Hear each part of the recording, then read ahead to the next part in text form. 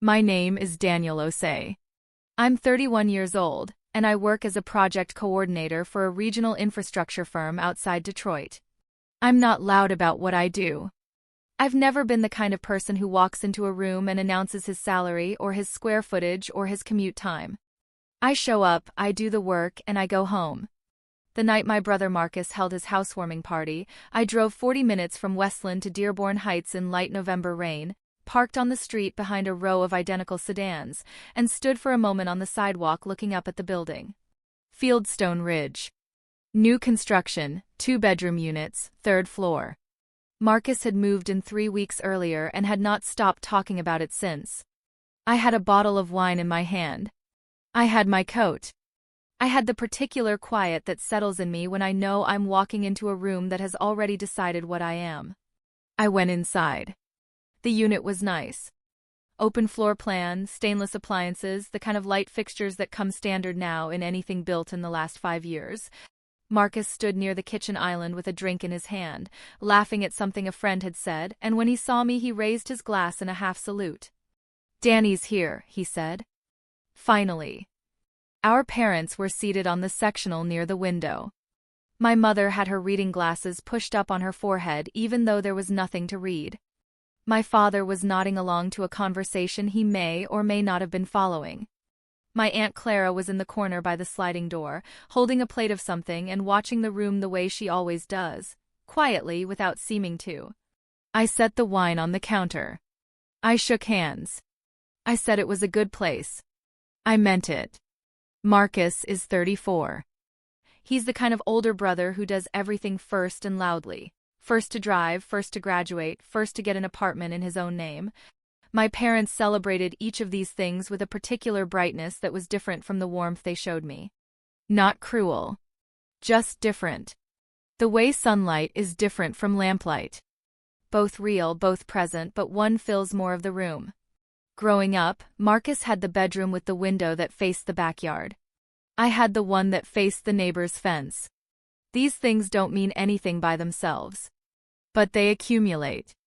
He's a sales rep for a medical device company.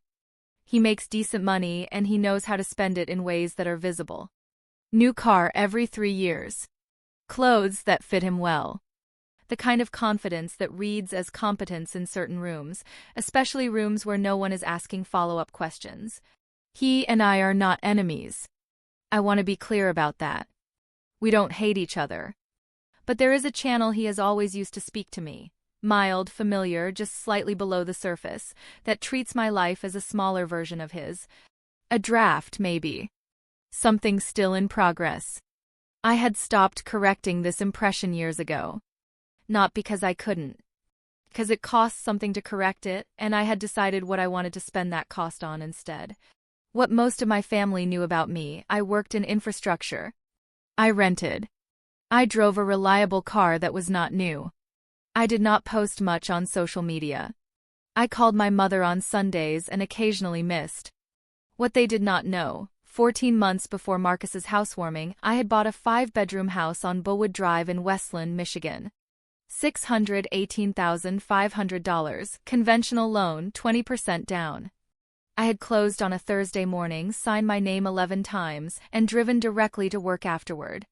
I had not told anyone. I had not been sure why at first. Then I was sure, because it was mine, and I wanted to know what that felt like before I handed it to anyone else to have opinions about. I had been working toward that house for 7 years. Not dramatically. Not with a vision board or a savings challenge spreadsheet pinned somewhere visible. Just steadily, in the way you move toward something when you understand that the moving is the point. I had taken the coordinator role because it paid better than what I'd had before and because it gave me access to project management certifications I could complete on my own time. I did that. I moved laterally once, then up once more. I kept my expenses flat while my income rose. Not by deprivation. I ate well, kept the car running, took 1 trip a year, but by not increasing the size of my life every time my paycheck did. Most people don't do that. Most people expand to fill whatever space they're given. I kept the space the same and let the difference accumulate. By the time I started looking at houses, I had a down payment that made the process simple. Not painless, but simple. I knew what I wanted. Enough room to work from home, a yard with some depth to it, a neighborhood that was stable without being expensive. Westland fit. Bawood Drive fit. The house fit. The closing cost overage had come to $4,340 more than the initial estimate. A rate adjustment and a title insurance revision, both standard, both irritating. I covered it without touching the emergency fund. That was the thing I was most quietly proud of, and I never said it to anyone. The house sat on a corner lot. It had a finished basement, a two-car garage, and a backyard that backed up to a line of old oaks. The previous owners had left a garden bed along the south fence that I'd had to clear out and replant, which I did over 3 weekends in the spring. I went to work in that house every morning before I left. I stood in the kitchen with my coffee and put 2 fingers on the granite of the island counter. Cool and slightly rough, the way stone always is in the morning before the room warms up. It was the first thing I touched every day, and I touched it on purpose, though I never said that to anyone either. That was the life I drove away from at 6:47 p.m. on a Thursday to come celebrate my brother's 2-bedroom apartment in Fieldstone Ridge. The party got louder as the evening went on. Someone brought a speaker. Drinks were refilled. The kitchen island filled up with food that people picked at without committing to. Marcus had always been good at parties. He moved through them with a kind of ease I recognized but had never shared, the ease of someone who is certain the room is glad he's there. He stopped to talk to everyone. He laughed at the right moments. He topped off glasses. About an hour in, he tapped the side of his drink with a finger and said he wanted to say something. The room quieted down. The way rooms do. "I just want to thank everyone for coming out," he said. "This is a big deal for me. First place that's fully mine. 2 bedrooms, no roommates, exactly what I wanted." There was a round of small cheers. My parents were beaming. "And I'm grateful," he said, and he looked around the room with a kind of warmth that was real, I think. And then his eyes found me. "I know not everyone could be here tonight. And I know." He paused, smiled, and his voice took on the tone that I recognized, the mild tone, the joking but not really tone. "Not everyone can afford a 2-bedroom apartment. But that's okay. We're proud of you anyway, Danny." The laughter came fast. A few people who barely knew me. His friends. And then, and this was the thing that settled in my chest like a stone, my parents. My mother's face was bright, amused. My father chuckled softly. As if it was gentle. As if it was love. Something went still in my chest, not humiliation, not anger, not yet, just a kind of density like pressure without heat. I did not say anything. I looked at Marcus and I nodded once, slowly, the way you nod when you've heard something and are choosing what to do with it. "I get by," I said. More laughter. Marcus raised his glass. "That's the spirit," he said. The laughter settled the way laughter does at parties, quickly folding back into itself. Someone somewhere changed the subject. A drink was poured. The room resumed. My aunt across the room had not laughed. She was watching me. I picked up my drink. I found a spot near the window, and I stood there while conversations reformed around me. Someone asked me how work was going. I said fine. Someone asked if I was still in the same place. I said I'd moved. They nodded and moved on. Marcus drifted past me 20 minutes later and clapped me on the shoulder. "Didn't mean anything by it, Danny. You know how I am." "I know," I said. "You ever think about getting your own place? Like a real starter unit?" I could ask around. "I'm all right," I said. He squeezed my shoulder once and moved on. I set my glass on the windowsill. I looked at the view from the 3rd floor, the parking lot, the rain-slick street, the row of cars below. I took my phone from my jacket pocket. I put it face down on the windowsill beside my glass. I looked at it. I looked back at the room. Marcus was laughing at something near the kitchen. My mother had moved to talk to a woman I didn't recognize. My father was examining a framed print on the wall the way he examines things he doesn't know how to feel about. I picked up my glass. I finished what was in it. I set it down. I found my coat on the rack near the door. I put it on. I went to say goodbye to my parents. My mother hugged me and said it was good to see me. My father said drive safe. Marcus from across the room raised his glass again. I raised a hand. I was almost to the door when my Aunt Clara stepped in front of me. She had her coat on too, her plate abandoned somewhere, and she looked at me with the particular steadiness she has always had. The look of someone who has been paying attention to something the whole evening and has decided she's done waiting. "Danny," she said. "Aunt Clara." She tilted her head slightly. "Is that why you bought the 5-bedroom house?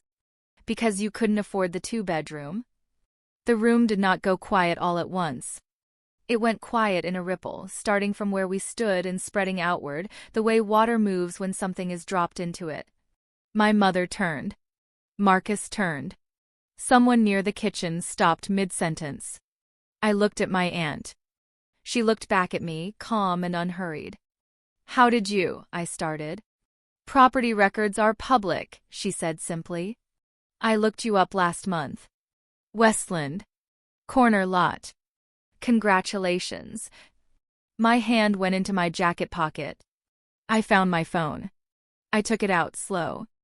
I opened the documents folder, the one I kept because the contractor in me has always believed in having the paperwork where you can reach it. I found the file. I turned the screen toward my brother. The purchase agreement. The closing disclosure. $618,500. My name. Bellwood Drive, Westland, Michigan. Dated 14 months ago. Marcus stared at the screen. He did not say anything for a moment. He started. "That's a big house for one person." 5 bedrooms, I said. "I use one as an office. One for guests. I'm figuring out the rest." "You bought a house." He said it slowly, as if the words needed reassembling. "When?" 14 months ago. "Why didn't you say anything?" I looked at the screen in my hand, then back at him. "You just told a room full of people I couldn't afford an apartment," I said. 14 months after I closed. His face did something complicated, a contraction, a reset. "Danny, I was just being funny," I said. "I know." My mother had come over. She was looking at the phone screen. "A 5-bedroom, she said quietly. It was not a question. "Corner lot," my aunt said from beside me. "Nice neighborhood." My father had walked over now too. He looked at the screen, then at me, with an expression I did not have a name for. "Why didn't you tell us?" My mother asked. "I wanted to settle in first," I said. "For 14 months?" "I like to settle in thoroughly," I said. There was a beat of silence. Somewhere behind us, the speaker was still playing something low and ambient, indifferent to what was happening. Marcus looked at me. I looked at him. Something in his face was still trying to find the version of events where he comes out fine. I watched him not find it. I held the phone steady. "You said not everyone can afford a 2-bedroom apartment," I said. "That's probably true." I couldn't speak to my own situation at the time. I paused. I was having the hardwood in the living room refinished. My aunt made a sound that was not quite a laugh. My brother said nothing.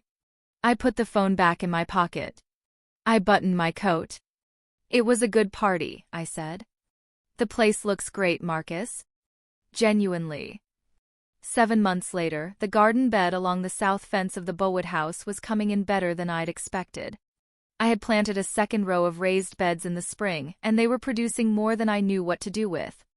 On a Saturday afternoon in June, I was in the home office I'd built out of the smallest of the 5 bedrooms.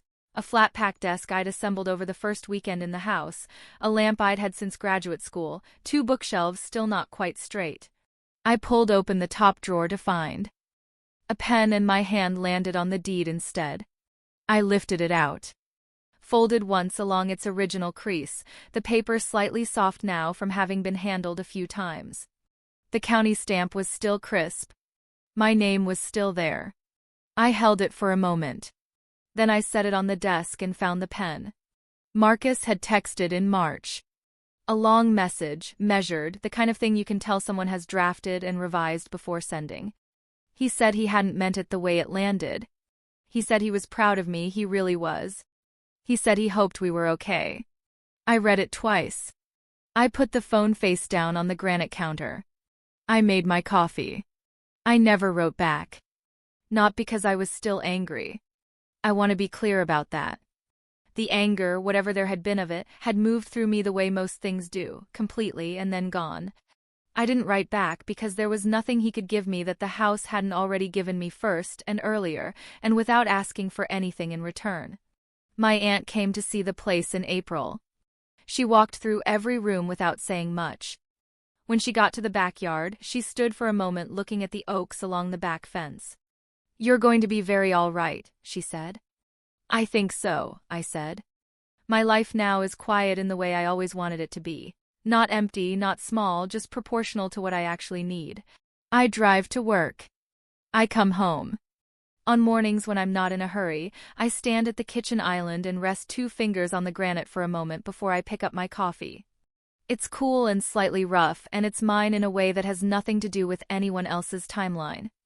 I used to think that being overlooked was something that happened to you. I know now it's something you allow or don't allow, and the difference has very little to do with what you say in the moment. The deed is back in the drawer. The drawer closes smooth. If this story reminded you of someone who needed to hear it, share it. They'll know why.